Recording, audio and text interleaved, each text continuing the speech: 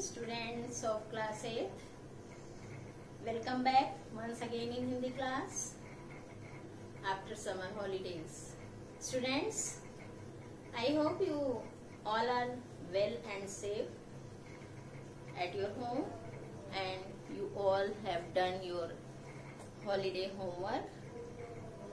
Students, before the holidays I taught you Hindi Vyakaran Udbodhan 3 chapter and Hindi literature second Amodani second chapter. So now let me start chapter number 3. बच्चों, आज हम आमोदनी पुस्तक से आपको आमोदनी पुस्तक का पाठ 3 सोना पढ़ाएंगे, जो आपके बुक में पेज नंबर 23 पे है। बच्चों, जरा आप 23 पेज खोलिए, आमोदनी बुक निकालकर पेज नंबर 23 पर सभी बच्चे आ जाएंगे। पाठ का नाम है सोना और आप बोर्ड पर भी देख सकते हैं। प्रस्तुत पाठ सोना की लेखिका महादेवी वर्मा जी हैं और इस पाठ के मुख्य पात्र जो है वो सोना ही है, जो हिरन का एक बच्चा है। शावक, शावक माने बच्चों बच्चा होता है। तो let us start. Open everyone and I am going to read. हम पाठ को पढ़ेंगे, एक्सप्लेन करेंगे और आप सभी लोग बहुत ध्यान से उसे सुनेंगे, समझेंगे। इसके बाद पाठ एक्सप्लेन करने के बाद हम आपको इसके प्रश्न उत्तर और एक्सरसाइज कराएंगे।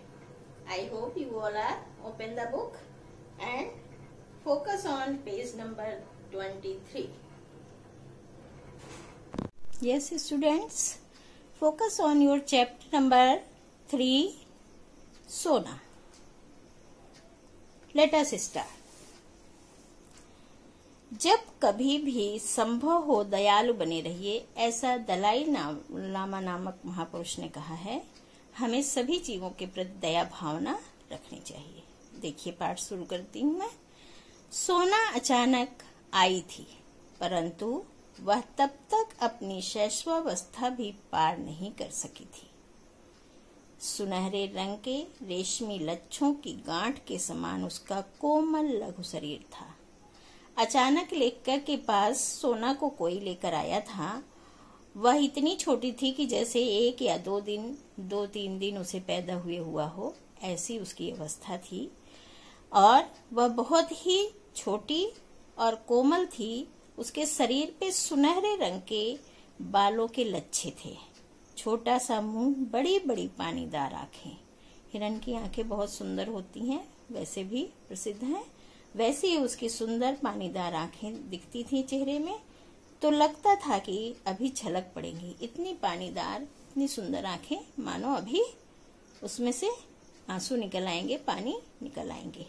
परंतु उस बेचारे हिरण शावक की कथा तो मिट्टी की ऐसी व्यथा कथा है जिसे मनुष्य की निष्ठुरता गढ़ती है। मनुष्य की क्रूरता ने, मनुष्य की निष्ठुरता ने उस छोटे से हिरण के बच्चे की कथा को मिट्टी की व्यथा बना दी। इतनी पीड़ाजनक, इतनी दर्द भरी कहानी उसकी बना दी कि जिसका वर्णन करना मुश्किल है। वह न किसी दुर्लभ खान के अमूल्य हीरे की कथा है। वो सोना है जो हिरन का बच्चा, वो कोई अमूल्य हीरा नहीं है कि उसकी कहानी बताई जाए। न वो किसी समुद्र से मिली हुई बहुमूल्य मोती है कि उसकी कोई कथा सुनाई जाए। ऐसा कुछ नहीं है। वह एक हिरन का बच्चा है, लेकिन उसको भी, उसकी कहानी को भी मनुष्य की क्रूरता ने, निष्ठुरता ने, स्वार्थपन ने और भी दर्द भरा बना दिया। आइए, प्रशांत वनस्थली में जब अलस भाव में जुगाली करता हुआ मृग समूह शिकारियों की आहट से चौंक कर भागा, तब सोना की माँ भागने में असमर्थ रही। ध्यान दीजिए बच्चों, जिस समय वनस्थली में ये सारे हिरन इकट्ठे होकर आलस में बैठे हुए थे, नींद में आ रहे थे, तभी शिकारियों के आने की आहट इन्हें मिल गई। बाकी जो हिरन बैठे थे वो सब तो एकदम भाग खड़े हुए, लेकिन सोना की माँ भागने में असमर्थ रही। क्यों?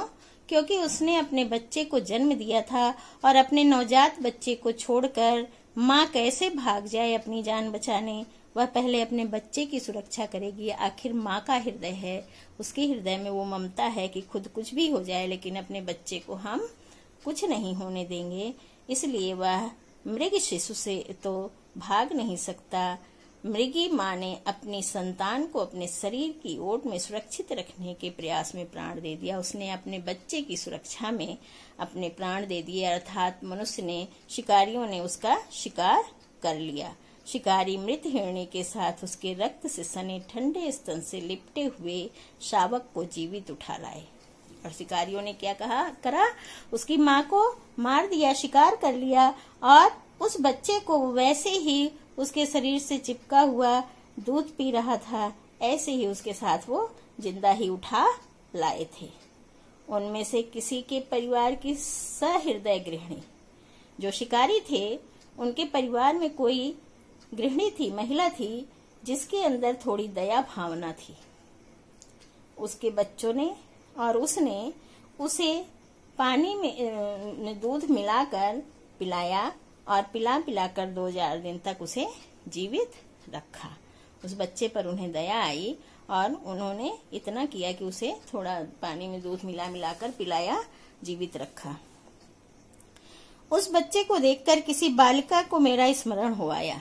उस हिरण के बच्चे को जब किसी और बालिका ने देखा वहां, तो उसे लेखिका महादेवी वर्मा का स्मरण हो गया, याद आ गया। क्यों? क्योंकि लेखिका महादेवी वर्मा जानवरों से बहुत प्यार करती हैं, जीवों से बहुत प्यार करती हैं और हमेशा उनके पास कोई न कोई जीव रहते हैं जिसकी वो देखभाल करती हैं और उसे पालन पोषण करती हैं।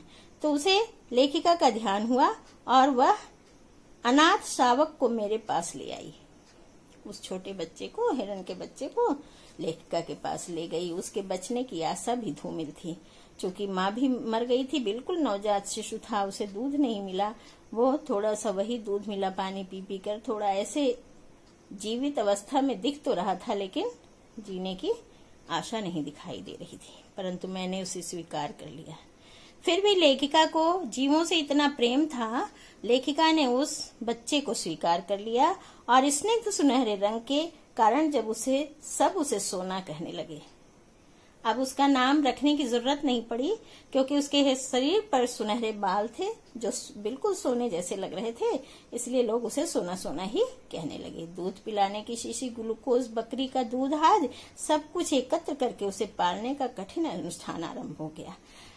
लेखिका ने उसे पालने के लिए ये सभी आवश्यक वस्तुएं इकट्ठी की और उसको पालना प्रारंभ कर दिया। उसका दिन भर का कार्यकलाप भी एक प्रकार से निश्चित था। दिन भर के उसके काम, जैसे किसी ने कोई उसे काम ऐसा निश्चित कर रखा हो, इसी तरह उसका भी काम निश्चित था। क्या था? विद्यालय और छात्रावास की छात्राओं के निकट पहले कौतुक का कारण रही। जब वो शुरू में आई तो विद्यालय की और छात्रावास की छात्राएं उसे बड़े आश्चर्य से देखती थीं, क्योंकि ज्यादातर घरों में कुत्ते पले होते हैं, बिल्ली पली होती हैं और ये सब हमारे इर्द गिर्द भी दिखते हैं, हिरन नहीं दिखते हैं। तो वो हिरन के छोटे से बच्चे को इतना प्यारा, सुंदर, सुनहरा देखकर हैरान होती थीं लड़कियां। परंतु कुछ दिन बीत जाने पर वह उसकी ऐसी प्रिय साथनी बन गई जिसके बिना उसका किसी काम में मन नहीं लगता था। और कुछ समय के बाद वो छात्राएं उसे इतना प्यार करने लगी कि उसके बिना उनका पढ़ाई लिखाई में किसी काम में मन नहीं लगता था। दूध पीकर और भीगे चने खाकर सोना, कुछ देर कंपाउंड में चारों पैरों को संतुलित कर चौकड़ी भरती। सोना क्या करती थी?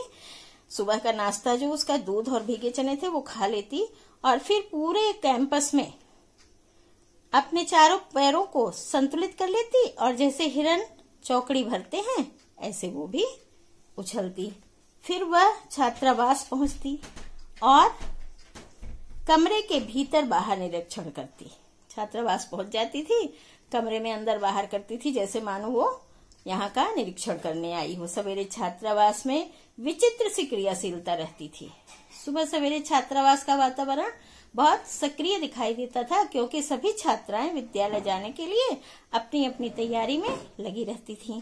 कोई हाथ मुंह धोती है, तो कोई बालों में कंघी कर रही होती है, कोई साड़ी बदल रही होती है, तो कोई मेज की सफाई कर रही होती है, कोई स्नान करके भीगे कपड़े सुखाने के लिए फैलाती है, कोई पूजा करती रहती है। कहने का तात्पर्य है कि सभी सुबह के समय में अपने अपने कार्यों में व्यस्त रहते हैं। सोना के पहुंच जाने पर इस विविध कर्म संकुलता में एक नया काम जुड़ जाता था। वो इतनी व्यस्त होती थी सुबह, लेकिन इसके बाद भी अगर सोना आ जाती थी तो सब उसके साथ भी उसका काम अपने कामों में जोड़ लेती थी। ऐसा कोई नहीं था कि सोना को कोई इग्नोर करे। कोई छात्रा उसके माथे पर कुमकुम का बड़ा सा टीका लगा देती, जो छात्रा तैयार हो रही है विद्यालय के लिए उसके कुमकुम का टीका लगा देती, कोई उसके गले में रिबन बांध देती, कोई जो पूजा कर रही उसे बताशे खिला देती। मेस में उसके पहुंचते ही छात्राएं नहीं, नौकर चाकर तक दौड़ आते और उसे सभी कुछ ना कुछ खिलाने के उतावले रहते। जब वो मेस में आ जाती थी तो छात्राएं जो वहां के नौकर चाकर थे वो भी उसे इतना स्नेह करते थे कि सब उसे कुछ न कुछ अपने हाथ से खिलाने के लिए उतावले हो जाते थे, उत्सुक रहते थे। परंतु उसे बिस्कुट को छोड़कर सभी खाद्य पदार्थ पसंद थे। परंतु सोना जो थी वो बिस्कुट नहीं खाती थी। बाकी उसे कुछ भी खिला दीजिए, वो बिस्कुट नहीं खाती थी, सभी खाद्य पदार्थ वो पसंद करती थी। छात्रावास का जागरण और जलपान अध्याय समाप्त होने पर वह घास के मैदान में कभी धूप चढ़ती और कभी उस पर लौटती रहती। छात्रावास में जब तक सब छात्राएं जागती रहती, जलपान वगैरह होता, तब तक तो वहां उनके साथ व्यस्त रहती। बाद में वो मैदान में आके घास चरती थी और उस पर लोट लगाती थी। मेरे भोजन का समय वह किस प्रकार जान लेती थी, यह समझने का उपाय नहीं है। ये लेखिका को पता ही नहीं चल पाता था कि लेखिका के खाने का समय इसे कैसे पता चल जाता है। परंतु वह ठीक उसी समय, किस समय, जिस समय लेखिका भोजन करने जा रही है, बिल्कुल उसी समय भीतर आ जाती और तब तक मुझसे सटी खड़ी रहती जब तक मेरा खाना समाप्त ना हो जाता। तब तक वो लेखिका से सटी खड़ी रहती थी जब तक लेखिका खाना न खा लेती। कुछ चावल, कुछ रोटी आदि उसका भी प्राप्य रहता था। कुछ रोटी और चावल वो भी खा लेती थी, परंतु उसे कच्ची सब्जी अधिक भाती थी। परंतु जो सोना थी वो कच्ची सब्जी खाना ज्यादा पसंद करती थी।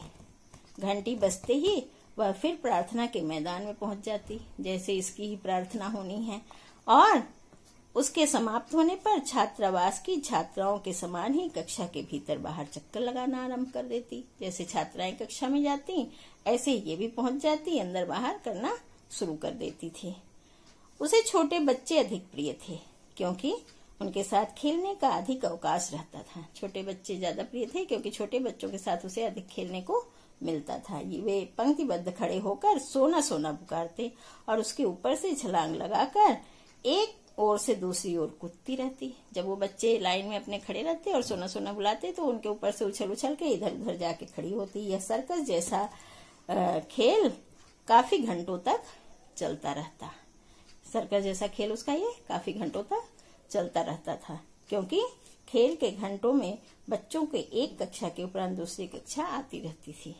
मैदान में खेल के पीरियड्स होते थे, तो एक कक्षा का हुआ, फिर दूसरे का हुआ, तो वो एक एक कक्षाएं वहां आती रहती थी। इस प्रकार सोना वहां उनके साथ खेलने में व्यस्त रहती थी। मेरे प्रति स्नेह प्रदर्शित करने के लिए उसके कई प्रकार थे। लेखिका के प्रति अपना स्नेह जाहिर करने के लिए अलग अलग तरीके थे उसके पास। सोना के पास बाहर खड़े होने पर वह सामने या पीछे से छलांग लगाती और मेरे सिर के ऊपर से दूसरी ओर निकल जाती।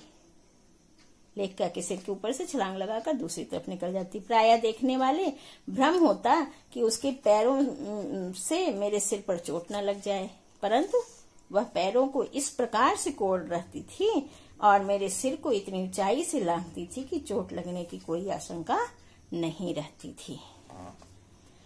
भीतर आने पर वह मेरे पैरों पर अपना शरीर रगड़ने लगती और जब भीतर आती तो लेखिका के पैरों पर अपना शरीर रगड़ने लगती। मेरे बैठे रहने पर साड़ी का छोर मुंह में भर लेती और कभी पीछे चुपचाप खड़े होकर चोटी ही चबा डालती थी। डांटने पर वह अपनी बड़ी बड़ी गोल और चकित आंखों से जिज्ञासा भरकर एक टक देखने लगती कि हंसी आ जाती थी। मेरी बिल्ली लेखिका के पास ये हिरण के बच्चे के अलावा भी और भी बहुत से जानवर थे। बिल्ली पाल रखी थी जिसका नाम गोधुली था। कुत्ते हेमंत, बसंत, कुतिया थी फ्लोरा। सब पहले इस अतिथि को देखकर रुष्ट हुए थे। इसे देखकर किसी को अच्छा नहीं लगा था। उन्हें लगा कि हमारा प्यार बट गया, ये कहाँ से आ गई। परंतु सोना ने थोड़े ही दिनों में सब में सख्य स्थापित कर लिया था। लेकिन थोड़े ही दिनों में सब में हिल मिल गई थी सोना। फिर तो वह घास पर लेट जाती। कुत्ते बिल्ली उस पर उछलते कूदते रहते। कोई उसके कान खींचता, कोई पैर। जब वे इस खेल में तन्मय हो जाते तब वह चौकड़ी भरकर भागती और वे गिरते पड़ते उसके पीछे दौड़ने लगते थे। वर्ष भर का समय बीत जाने पर सोना की टांगें अधिक सुडौल हो गईं, खुरों के कालेपन में चमक आ गई और गर्दन लचीली हो गई। पीठ में भराव वाला उतार चढ़ाव स्निग्धता दिखाई लगी। कहने का तात्पर्य है कि जैसे जैसे सोना बड़ी हो गई तो जो एक हिरण का सुंदर शरीर होता है सुडौल, ऐसा उसका शरीर भी हो गया। आंखों के चारों ओर खिंची काजल की कोर। हिरण की आंखें ही सबसे प्रिय होती हैं, सुंदर होती हैं। ऐसी उसकी भी आंखें, जैसे चारों तरफ किसी ने काजल लगा रखा हो और उसके अंदर जो वो गोल वाला भाग वो नीले रंग का ऐसे दिखता था जैसे किसी ने नीला बल्ब जला दिया हो। इसी बीच फ्लोरा ने भक्तिन की अंधेरी कोठरी में यही सब चल रहा था। तभी फ्लोरा जो कुतिया थी लेखिका के यहाँ, उसने किसी अंधेरी कोठरी में एकांत में 4 बच्चों को जन्म दिया। वह खेल के संगियों को भूलकर अपनी नवीन सृष्टि के संरक्षण में व्यस्त हो गई और वो इन सब में अपने उन्हीं बच्चों में इतनी व्यस्त हो गई कि वो दिखाई नहीं दी। जब सोना ने उसे नहीं देखा तो उसने खोजना शुरू किया। 1-2 दिन सोना अपनी सखी को खोजती रही। फिर इतने लघु जीवों से घिरा देखकर जब सोना उस फ्लोरा मिली तो वो इतने छोटे छोटे बच्चों से घिरी थी। इसको बहुत आश्चर्य हुआ।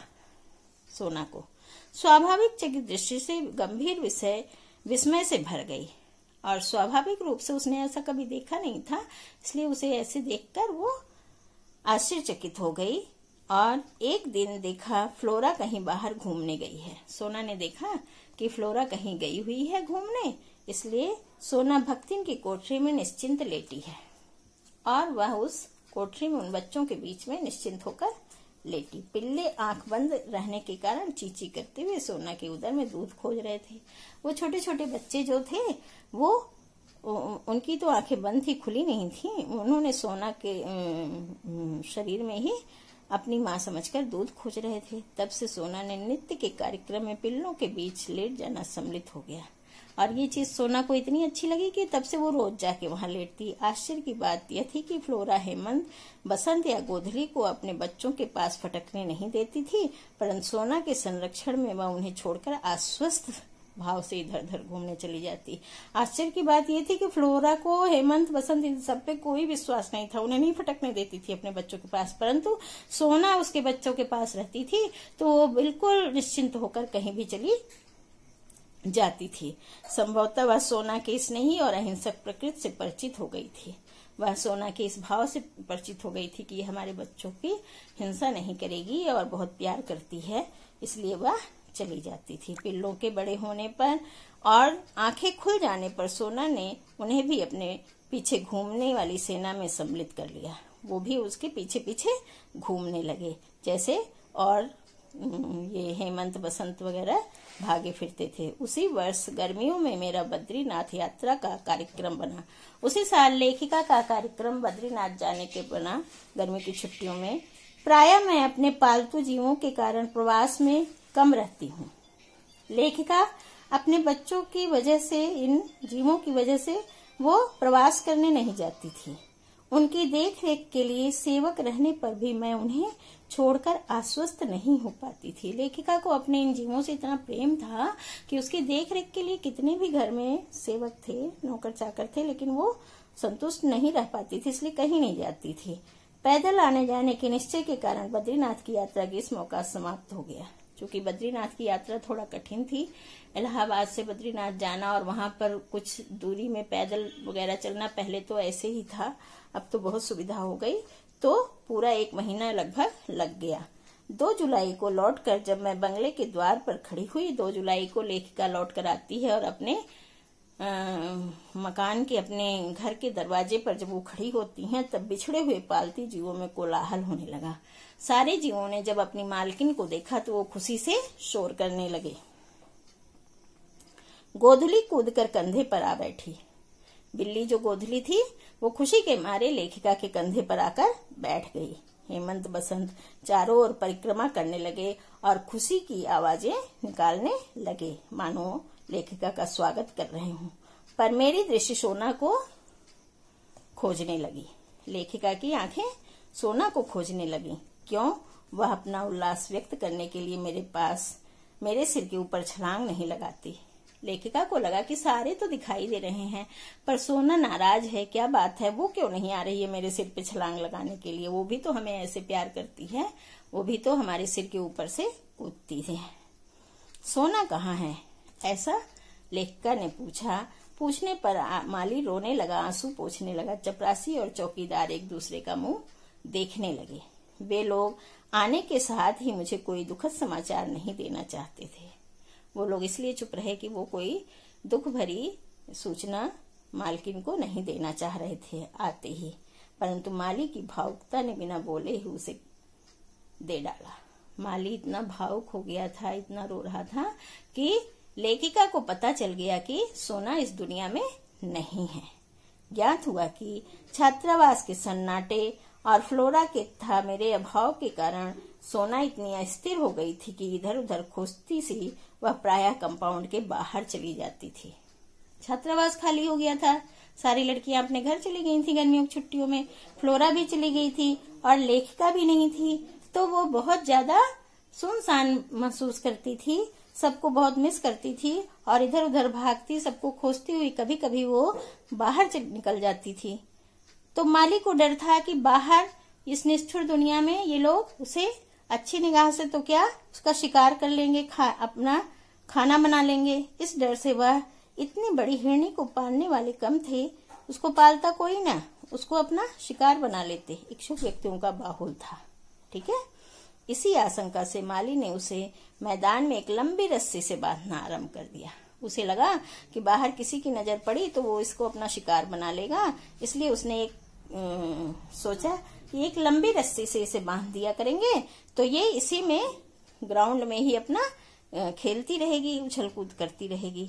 तो वो लंबी रस्सी से उसे बांध दिया करता था। एक दिन बंधन की सीमा भूलकर वह इतनी ऊंचाई तक उछली। सोना एक दिन ये भूल गई कि मैं रस्सी से बंधी हुई हूँ और वो इतनी ऊंची उछली कि रस्सी खिंच गई और इस कारण वह मुंह के बल धरती पर आ गिरी। मुंह के बल धरती पर आ गिरी, वही उसकी अंतिम उछाल थी और धरती पर गिरी और वो मृत्यु को प्राप्त हो गई। उसके जीवन की यह अंतिम उछाल थी।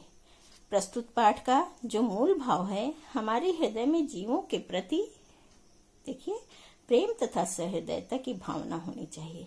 महादेवी वर्मा ने इस पाठ में, पूरे पाठ में यही दर्शाया है कि हमें अन्य जीवों के प्रति भी दया भाव रखने चाहिए, हमारे हृदय में उनके प्रति भी दया भावना होनी चाहिए। स्टूडेंट्स, अब आप नेक्स्ट पेज पे आ जाएं, पेज नंबर 26 पे। ये आपका शब्दार्थ है। ये आप कॉपी में पहले शब्दार्थ लिखेंगे, याद करेंगे, उसके बाद आप लिखित प्रश्न पर आएंगे। प्रश्न नंबर 1 का भाग, सोना को किसने पाला, किसने हट जाएगा। सोना को महादेवी वर्मा लेखिका ने पाला। ठीक है, हम उम्मीद करते हैं कि सभी को समझ में आ रहा है। खा पे देखिए, सोना को क्या खाना पसंद था, क्या हट जाएगा। क्या की जगह आपको कच्ची सब्जियां खाना पसंद था। सोना को क्वेश्चन में से ले लेंगे, कच्ची सब्जियां खाना पसंद था। अब आप थर्ड पे आए, सोना को छोटे बच्चे अधिक प्रिय क्यों थे। इसमें आप प्रिय थे क्यों हटा देंगे। क्यों आपका लास्ट में आ जाएगा? क्योंकि उनके साथ खेलने का अधिक अवकाश रहता था। ठीक है, अब आप आएंगे ग पर। सोना को छोटे, ये हो गया। घ पर आएंगे। सोना अपनी माँ से क्यों बिछड़ गई? ध्यान दीजिए, क्योंकि पूरा प्रश्न का लिखेंगे आप, बिछड़ गई क्योंकि शिकारी, इसमें क्यों यहाँ पे आएगा लास्ट में, क्योंकि शिकारी ने उसकी माँ का शिकार कर लिया था। शिकारी ने उसकी माँ का शिकार कर लिया था। यहाँ पे ये बच्चों लिया है, ये था है। ठीक है, अब आप आए 5th पार्ट पर। छात्राएं सोना का श्रृंगार कैसे करती थी? कैसे हट जाएगा। छात्राएं सोना का श्रृंगार कैसे की जगह इस प्रकार आप लिख लेंगे। कैसे शब्द की जगह इस प्रकार लिख लेंगे। फिर लिखेंगे कोई छात्रा उसके माथे पर कुमकुम का बड़ा सा टिक्का लगाती, इस प्रकार करती थी तक लिखेंगे। तब आप ये जोड़ेंगे, कोई छात्रा उसके माथे पर कुमकुम का बड़ा सा टिक्का लगाती और कोई गले में उसके रिबन बांध देती थी। ठीक है, अब आप आएंगे प्रश्न नंबर 2 पर। सही शब्द से रिक्त स्थान भरने हैं। इसमें सोना सुनहरे रंग की दिखाई देती थी। विद्यालय और छात्रावास की छात्राओं के निकट सोना पहले कौतुक का कारण रही। फ्लोरा ने 4 बच्चों को जन्म दिया। घ लेखिका ने गर्मियों में बद्रीनाथ जाने की यात्रा का कार्यक्रम बनाया। अंगा मेरे प्रति स्नेह प्रदर्शन करने के कई प्रकार थे, कई प्रकार के थे। ठीक है, अब आप सही पर सही चिन्ह लगाना है। शिकारी सोना को कहाँ ले गए से लाए थे? जंगल से लाए थे, विदेश से नहीं लाए थे, पशु मेले से नहीं लाए थे। ख सोना की सखी कौन थी? फ्लोरा थी, है ना। फिर ग लेखिका गर्मी में कहाँ गई थी? बद्रीनाथ गई थी। अब आप घ पर देखिए, लेखिका के बद्रीनाथ लौटने के बाद कौन उनके कंधे पर आ बैठी? गोधुली। फिर किसने बिना बोले ही लेखिका को प्रिय समाचार दे दिया? माली ने। किसने दिया यह प्रिय समाचार? माली ने। सही कथन पर सही और गलत कथन पर गलत का चिन्ह लगाना है। सोना का लघु शरीर सुनहरे रंग की रेशमी लक्षों की कोमल गांठ के समान था, बिल्कुल सही है। छात्रावास, सवेरे छात्रावास में क्रियाशीलता नहीं रहती, बिल्कुल गलत है, सभी क्रियाशील रहते थे। किसी बालिका को लेखिका का स्मरण हो आया और वह अनाथ शावक को उसके पास ले आई, बिल्कुल सही है। मेरे प्रति उसकी शत्रुता के कई प्रकार थे, बिल्कुल गलत है, यहाँ शत्रुता नहीं मित्रता होता तो सही होता। भीतर आने पर सोना लेखिका के पैरों में से अपना शरीर रगड़ने लगती, बिल्कुल सही है। ठीक है, अब आप आ जाइए 5th प्रश्न पर।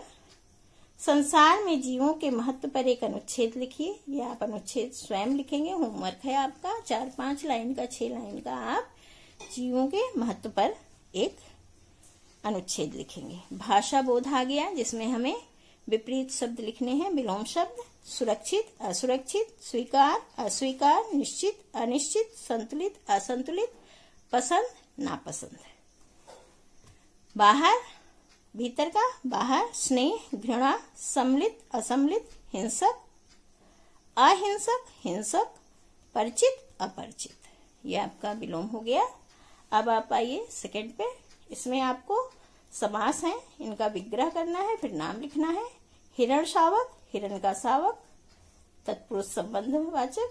मृग समूह, मृगों का समूह, तत्पुरुष संबंधवाचक। विद्यालय, विद्या का आलय, तत्पुरुष संबंधवाचक। शैशवावस्था, शिशु की अवस्था, तत्पुरुष संबंधवाचक। ग्रीष्मावकाश, ग्रीष्मावकाश, तत्पुरुष संबंधवाचक। अब 3rd पर आप आएंगे। निम्नलिखित में से सही उपसर्ग जोड़कर शब्द बनाने हैं। देखिए, जीवन में हमने जोड़ दिया आ उपसर्ग, शब्द बन गया आजीवन। अंत, एक जोड़ दिया, एकांत। यश, सुयश। चर, सहचर। संकोच, निस्संकोच। देखिए, संकोच में हमने निह जोड़ा तो निसंकोच बन गया। हार, आहार, गुण, अवगुण, हिंसा, अहिंसा, मान, सम्मान, अधीन, पराधीन। क्लियर? ये आपका उपसर्ग वाले शब्द हो गए, नए शब्द बन गए। अब आप नेक्स्ट पेज पे आ जाएंगे। नेक्स्ट पेज पे बच्चों ये क्रिएटिविटी है जो आप स्वयं इसको पाठ को पढ़ के और पाठ के अनुसार आप घर में खाली समय में ये आप कर सकते हैं। और ये आपका चार्ट है जिसमें 4 जीवों के चित्र बने हुए हैं। इसका आपको विज्ञापन बनाना है। इनके सामने आप इनका विज्ञापन बना सकते हैं कि इनकी धरती पर कमी होती जा रही है, तो जीवों पर दया करें, इनका अंधाधुंध शिकार न करें। ये आपका होमवर्क हो गया। अब आप आ जाइए मौखिक पर। मौखिक में ये फर्स्ट नंबर पे ये उच्चारण के लिए है। शैशवावस्था, वनस्थली, स्निग्ध, क्रियाशीलता, प्रदर्शन, आश्वस्त, बद्रीनाथ, ग्रीष्मोकाश, परिक्रमा, कंपाउंड। सेकंड पे देखिए, सोचकर प्रश्न के उत्तर बताने हैं। हिरण का नाम क्या था? सोना। लेखिका कहाँ रहती थी? छात्रावास में। सोना की सखी का क्या नाम था? फ्लोरा। गर्मियों में लेखिका पर्यटन के लिए कहाँ गई? बद्रीनाथ। बद्रीनाथ से लौटने पर लेखिका को कौन सा दुखद समाचार मिला? सोना की मृत्यु का। ये आपको इन्होंने दिया है जिसमें आप आपस में चर्चा कर सकते हैं, वार्तालाप कर सकते हैं। क्या आपने पशु पक्षी पाला है? यदि हाँ तो उसके क्रियाकलाप को आप अपने दोस्तों में आपस में चर्चा, वो वैसे भी करते रहते हैं बच्चे। फिर विचार है, क्या है? पशु पक्षी भी प्यार और स्नेह की भाषा समझते हैं तथा उसका प्रतिदान भी देते हैं। कैसे? प्रस्तुत पाठ के आधार पर सोचिए और लिखिए। बिल्कुल सही बात है। पशु पक्षी बोल नहीं पाते लेकिन वो हमारी फीलिंग्स को, हमारे भाव को बहुत अच्छे से अनुभव करते हैं, समझते हैं, और उसी तरह से वो भी अपना व्यवहार हमारे साथ करते हैं।